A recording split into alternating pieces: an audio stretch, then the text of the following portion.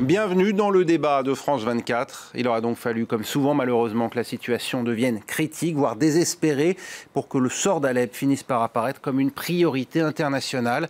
On a pu espérer hier qu'un cessez-le-feu permette enfin aux civils d'évacuer.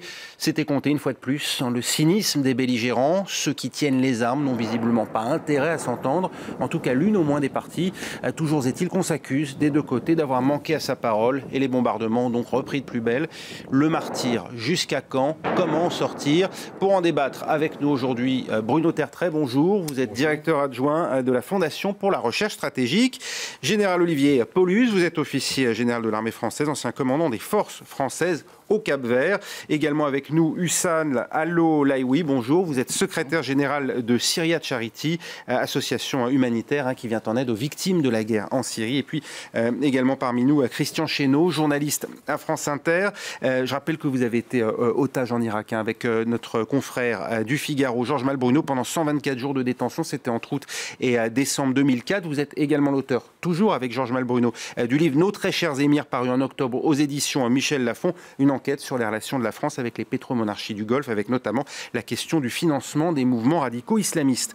Bruno Tertrais, le régime syrien a donc repris ses bombardements en début de matinée sur la dernière poche rebelle d'Alep après plusieurs heures de ce qu'il faut bien appeler malgré tout une trêve. Mais les bus verts, eux, qui étaient censés permettre aux civils de s'échapper, sont rentrés au garage. Ça vous a surpris ?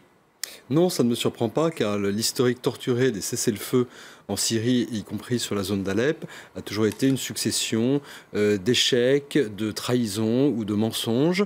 Et je vois que Vladimir Poutine se plaint du fait que le cessez-le-feu n'est pas respecté. Alors de deux choses l'une, soit il ment, soit il n'a plus aucun contrôle sur la manière dont le régime syrien et les milices qui lui sont alliées agissent sur le terrain. Oui, il appelle Vladimir Poutine aux côtés de Recep Tayyip Erdogan, les deux parties qui négocient, ou qui ont négocié du moins l'accord d'hier, à respecter le cessez-le-feu. Les entraves, les violations du cessez-le-feu doivent cesser, c'est ce qu'on a dit qu'à l'instant. Général Olivier Paulus, à qui incombe l'échec de ce dernier accord? Bon, c'est une question difficile parce que nous avons une situation très complexe avec énormément d'acteurs. Et c'est d'ailleurs une des raisons pour lesquelles le cessez-le-feu ne fonctionne pas. Arriver à mettre d'accord autant d'acteurs qui ont chacun des objectifs stratégiques différents relève quand même d'un vrai challenge. Je crois qu'il faut toujours revenir un petit peu en arrière. L'histoire nous apprend un certain nombre de choses. Et des situations comme aujourd'hui en Syrie, nous avons connu ces 30 dernières années, et des vrais cessez-le-feu sont respectés lorsqu'il y a une tierce personne. C'est-à-dire un troisième acteur qui va séparer les deux acteurs en contact.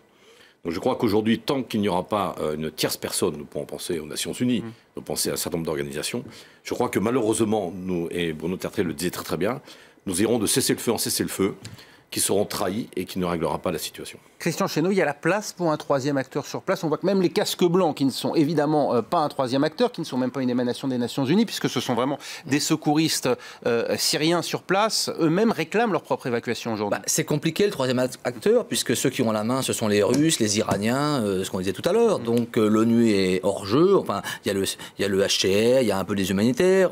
La France essaie de faire valoir sa voix au Conseil de sécurité. On voit bien que les Américains sont aussi hors jeu, sont en transition de la présidentielle. Donc c'est vrai que là, Poutine a les mains libres. Alors il s'entend plus ou moins avec Erdogan, le Turc.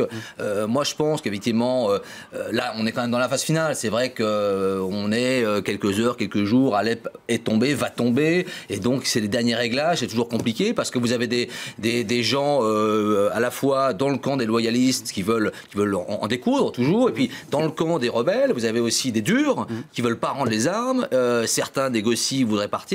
Et donc, c'est des dernières frictions. Mais au bout du compte, Alep va tomber dans quelques jours dans les mains du régime. Oui, reste la question de ces civils. 100 000, nous dit Médecins du Monde, sur quelques 5 km² de territoire. C'est dire évidemment la densité et l'étroitesse aujourd'hui de ce qui sert de réduit à ces familles. Elles étaient sorties pourtant la nuit dernière avec leurs valises, leurs enfants. Certaines ont dormi et beaucoup même ont dormi à même le sol dans l'attente de pouvoir partir dans ces bus. Eh bien, elles ont été elles-mêmes surprises par la reprise de ces bombardements, livrés à nouveau à leur sort, des civils qui témoignent de leur calvaire via Internet. Regardez. Don't believe anymore in United Nations. Don't believe anymore in the international community. Russia doesn't want us to go out alive. They want us dead. Assad is the same. We wanted freedom. We didn't want anything else but freedom. I'm staying with a lot of families in a basement, women and children. They have lost connection with a lot of their relatives. Yesterday in Al-Khalasa Square, there have been field executions to families. Among them, there were women and children.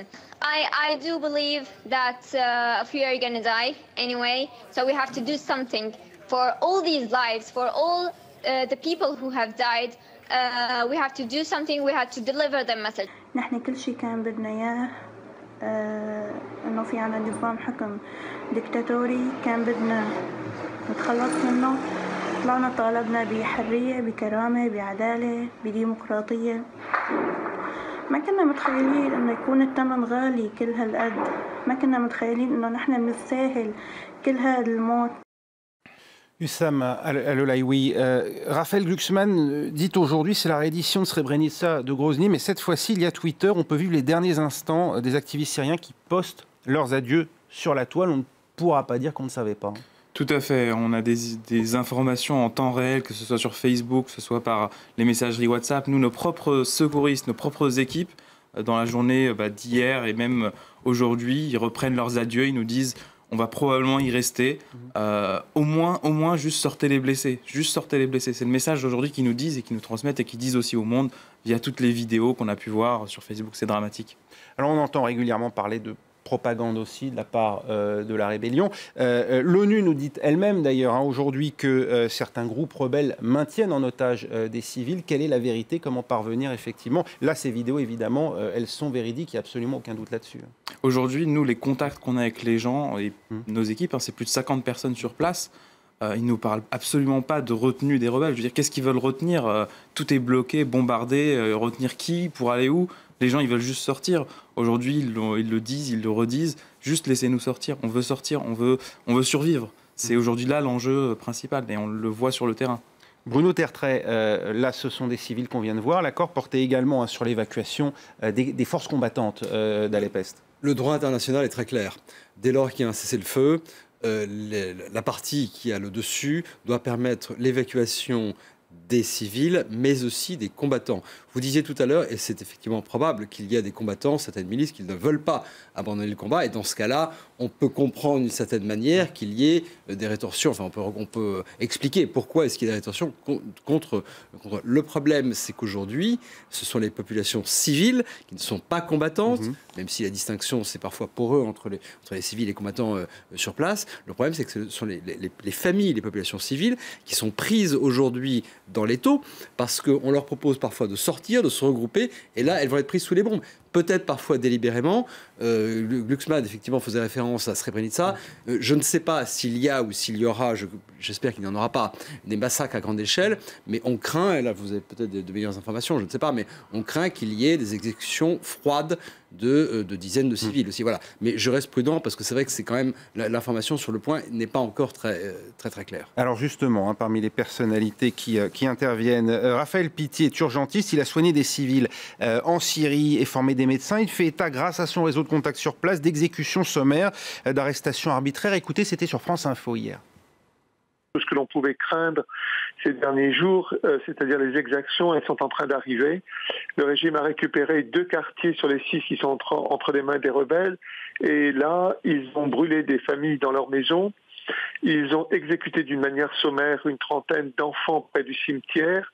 À l'hôpital Al-Hayat, ils ont tué l'ensemble du staff ainsi que les malades qui étaient dans cet hôpital. Tous ces groupes qui les encerclaient depuis des mois sont en train de se libérer dans leur violence la plus abjecte sur cette population qui est prise en otage depuis 5 mois, qui n'a pas de nourriture, qui ne peut pas se faire soigner, qui ne peut pas se chauffer, qui est extrêmement fragile et soumise à toutes ces violences. Christian Chesneau, comment interpréter ces paroles, la responsabilité du régime syrien aujourd'hui, la volonté délibérée de viser par exemple des hôpitaux, des personnels médicaux, elle est établie, elle est documentée? En tout cas, le régime s'appuie aussi sur les Russes. Et les Russes, il y a quand même l'expérience de Grozny, de la Tchétchénie. Donc effectivement, eux, leur tactique, c'est de la contre-insurrection classique. C'est-à-dire que les rebelles sont avec la population. On donne de temps en temps des sauf-conduits. Enfin, ils ont lancé quelques feuilles pour dire vous devez quitter, vous avez 24 heures, 48 heures. Et puis sinon, on rase. Donc eux veulent vraiment maintenant faire partir tout le monde. Au début, d'ailleurs, ils faisaient une distinction entre les plus extrémistes et puis les rebelles modérés. Maintenant, c'est tout le monde doit quitter avec les armes légères et ils vont se retrouver à Idlib ou dans le nord de la Syrie. L'objectif, c'est de les faire partir, notamment par des routes d'évacuation, ou bien tout simplement de les tuer sur place. Ils en ont déjà tué beaucoup, mais ils font ce qu'ils ont fait à Rome, ce qu'ils ont fait dans la Routa à côté de Damas, c'est-à-dire que vous assiégez. Alors, il y a eu des sièges par la fin, c'est-à-dire qu'ils affamaient les gens, et à la fin, les gens n'avaient plus de quoi manger, etc. Donc, ils rendaient les armes. Donc, il y a eu des trêves plus ou moins négociées. Mais là, dans le cas d'Alep, c'est que là, il y a carrément une offensive militaire pour vider les quartiers rebelles de tous leurs combattants, qu'ils soient modérés ou radicaux, pour les expulser aux marges et puis pour reprendre le contrôle de la ville. Général Olivier Paulus, c'est ça la stratégie aujourd'hui de la Russie ? Alors, il faut bien aussi comprendre que combattre dans une zone urbaine aussi importante qu'Alep est une vraie difficulté. Le combat en zone urbaine aujourd'hui pour nos armées est quelque chose d'éminemment compliqué. Premier point. Deuxième point, effectivement, les Syriens... Justement, le fait de ne pas seulement faire jouer l'artillerie, mais également l'aviation, c'est la preuve peut-être qu'on ne cherche pas forcément à discerner les rebelles des civils ? Oui, je crois, ça a été dit par les autres intervenants. La victoire est acquise. Donc on veut la meilleure des victoires, c'est-à-dire sortir avec un maximum d'atouts pour que le régime soit plus fort, que les adversaires soient éliminés. Donc on est entré finalement dans cette victoire, je dirais, absolue, une forme de guerre totale. Et ça a été très bien dit aussi, dans ces zones urbaines où vous avez des populations très importantes, il est très difficile de faire la part des choses. Alors, je crois qu'aujourd'hui, malheureusement, comme l'action militaire extérieure, j'évoquais une tierce personne, n'est pas possible, il faut essayer d'agir par d'autres leviers. L'action militaire extérieure qui pourrait ralentir ce génocide ou ce massacre n'est pas à l'ordre du jour. Donc c'est une vraie difficulté. Une vraie difficulté. Peut-on encore parler de victoire totale, parce que les mots ont-ils encore un sens quand on voit ces images, mais en tout cas, effectivement, une vitrification littéralement d'Alep-Est aujourd'hui. Est-ce qu'elle sert vraiment les intérêts de la Russie au plan diplomatique et du régime syrien pour pouvoir négocier en bonnes conditions après ? Est-ce qu'il n'en restera pas malgré tout quelque chose dans les consciences ? Alors, il faut distinguer les deux. Pour le régime syrien, moi je me souviens de ce que disait Bachar el-Assad en fin 2012, début 2013, à un visiteur étranger, un dignitaire de l'ONU. Il disait... Je vaincrai. Damas sera détruite, mais je vaincrai. Ça donnait une idée de ce à quoi il était prêt, compris de la destruction de Damas, pour rester au pouvoir et pour avoir cette victoire que l'on peut appeler effectivement totale. Enfin, en tout cas, on n'y est pas pour lui, effectivement, mais c'est en tout cas une logique de guerre totale. En revanche, la Russie, on ne peut pas dire que la Russie se moque totalement de son image à travers le monde. On peut avoir... Alors, je suis pas exactement connu comme un ami de Vladimir Poutine, mais ça n'est pas un monstre froid qui se moque, enfin c'est un monstre froid, mais il ne se moque pas totalement de son image, et parce que tout simplement il cherche à restaurer, vous savez bien, on en a parlé ici, l'image d'un grand pays responsable, etc. Donc il y a un moment où si les exactions commises délibérément ou pas par les forces russes, parce que parfois c'est du bombardement délibéré d'hôpitaux, d'écoles, de boulangeries, parfois c'est tout simplement parce qu'ils y vont face en russe, c'est-à-dire sans regarder. Oui, sans regarder les dégâts collatéraux. Il y a un moment aussi, effectivement, et c'est pour ça que la mobilisation est utile, encore aujourd'hui, parce que s'il y a stigmatisation du comportement de la Russie, alors ça peut avoir un impact, je pense, sur le Kremlin. Hussam Alolay, oui, on indique également du côté des groupes, du côté de la Turquie, que près d'un millier de personnes évacuées dans la nuit d'Alep-Est après la conclusion de cet accord de cessez-le-feu, ces personnes sont retenues à un point de passage tenu par une milice iranienne aux abords de la ville. Ces milices chiites aujourd'hui, elles sabotent aussi, elles concourent également à saborder d'une certaine manière les efforts de paix. Et quel est le rôle que joue l'Iran derrière ? Aujourd'hui, nous, on est vraiment centré sur l'humanitaire, donc je ne pourrais pas vraiment répondre à cette question de manière claire. Mais vous sentez cette pression ? On vous rapporte cette pression sur le terrain ? Il y a aujourd'hui une volonté, en tout cas sur le terrain. Ce que les gens nous disent, c'est qu'aujourd'hui en face, il n'y a pas de volonté de faire la paix. Il n'y a pas de volonté d'épargner. Il n'y a pas de volonté de laisser les civils tranquilles. Il y a une volonté, au contraire, de massacrer un maximum de personnes. Mais on est dans une logique d'épuration confessionnelle d'une certaine manière, chiite contre sunnite. Effectivement, il y a une logique d'épuration. Quand on demande à une population, eh bien, soit vous restez, vous mourrez sur place, soit vous sortez, effectivement, on a une logique d'épuration, tout à fait. Christian Chesneau, oui, peut-être vous voulez revenir. Peut-être, mais il y a aussi la majorité des gens qui ont quitté Alep-Est se sont réfugiés dans les zones gouvernementales. Oui. Ça, il ne faut pas l'oublier. Oui. C'est-à-dire qu'à Alep, on parle d'Alep-Est, mais vous avez 1,5 million de personnes qui sont à Alep-Ouest. Oui. C'est le signe que ces populations se sentent en sécurité dans les quartiers reconquis par l'armée. C'est-à-dire qu'il y a des gens qui veulent partir, mais il y a des gens qui se disent à côté, c'est plus calme, il y a à manger, et voilà, il y a tous les cas de figure, il n'y a pas simplement blanc et noir. Ouais, c'est donc une situation extrêmement complexe, où d'ailleurs un autre acteur est également présent sur le terrain, les milices kurdes, les unités de protection du peuple, le YPG, qui a gagné du terrain, et qui contrôle même déjà un quartier kurde au sein même d'Alep. C'est là aussi une force avec laquelle il faut compter, Olivier Paulus. Inévitablement. Ouais. Chacun veut tirer profit de la situation pour se repositionner politiquement, stratégiquement, militairement, etc. Donc on voit bien qu'effectivement, à travers, je dirais, la domination syrio-russe, les autres acteurs en profitent. C'est très clair. Avec l'assentiment de Bachar el-Assad? Alors ça, je ne saurais pas répondre, c'est un peu difficile.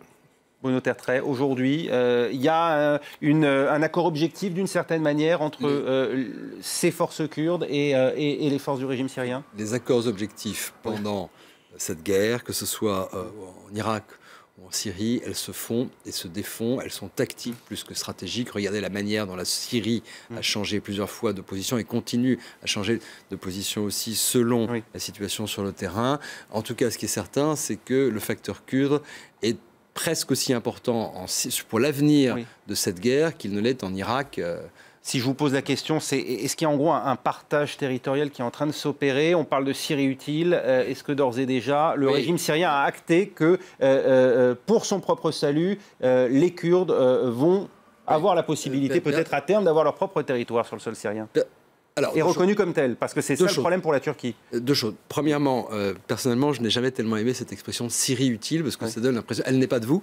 Non, je ne fais que la reprendre. Ça donne l'idée qu'il y a une Syrie inutile, finalement, et que les 2/3 du territoire, c'est la Syrie inutile avec des gens sans doute inutiles. Ce qu'on appelle effectivement la Syrie utile, c'est là où sont concentrées les richesses, et quand même une grande partie de la population, c'est là où la population est la plus dense. Moi, je pense que Bachar el-Assad pourrait effectivement se contenter, au moins dans un premier temps, à partir du moment où les frontières théoriques de la Syrie restent les mêmes, il contrôle cette partie ouest du territoire et il dit voilà, je reste souverain sur la Syrie. En revanche, la question c'est de savoir si entre l'Iran, la Russie et Damas, il y aura un accord pour dire il y a une sécession de fait et en gros ce qu'on appelle le marais sunnite qui est l'est le grand est du pays, on le laisse à son destin. Ce qui entre parenthèses va poser d'autres problèmes pour la pérennisation de la présence de Daesh sur place. Enfin, juste un mot sur le Kurdistan. Les Kurdes ne cherchent pas un État indépendant en Syrie. En Irak même, les Kurdes sont divisés entre indépendance ou simplement autonomie. Il est certain que pour Erdogan, pour la Turquie, il n'est pas acceptable d'avoir une présence kurde autonome pérenne au nord de la Syrie. Oui, parce qu'il y aurait forcément la notion de continuité territoriale ensuite. À l'intérieur de la Turquie. On aura l'occasion d'en reparler et Christian Chesneau réagira dans un instant. On se retrouve tout de suite juste après une courte pause.